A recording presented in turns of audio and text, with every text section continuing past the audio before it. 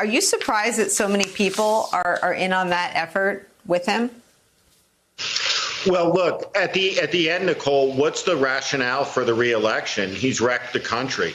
He's done unbelievable damage. He didn't do it alone. He did it with his factotum. He did it with his collaborators and accomplices in the United States Senate. The lie he told is the biggest, most lethal lie in American history. 250,000 dead people. If the numbers were the same as Germany, we'd have 150,000 more of us alive. Shattered economy, schooling for every kid in the country's wrecked.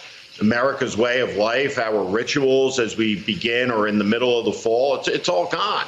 So this is the most inept, the most maliced president. He's divided the country. His record is one of total failure. He's the greatest failure in the history of the United States. And I don't say that with hyperbole. It's not even a close contest. He's the worst president the country's ever had. So what we see now is we have intimations of violence should he lose.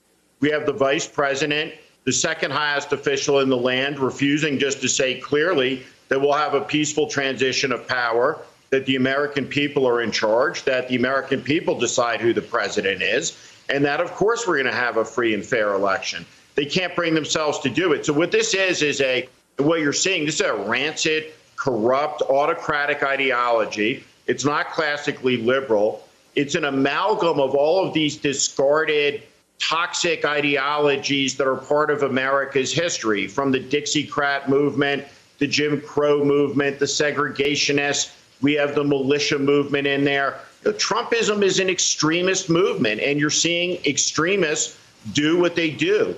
He's planting the seeds for the stab in the back. He'll blame everybody. I'm sure that in Trump's mind, when he looks at how he got COVID, we saw it. Blame the Gold Star families. He looks at the American people and he thinks, wow, the American people, they're filthy. They infected me with COVID. They betrayed me. The reason he'll lose, the reason he'll step away from power, it'll never be his fault. It'll always be the conspiracy against him.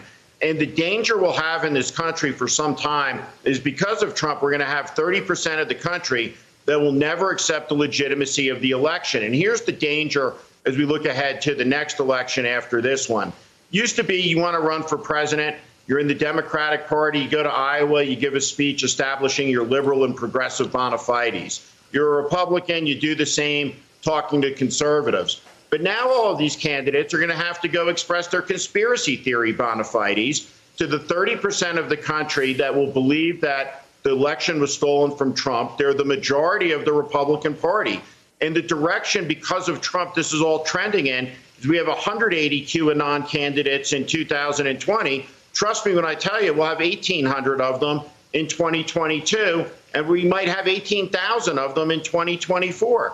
So what Trump has set loose in the country is going to take a long time to get down, to get back underground, to get back in the box.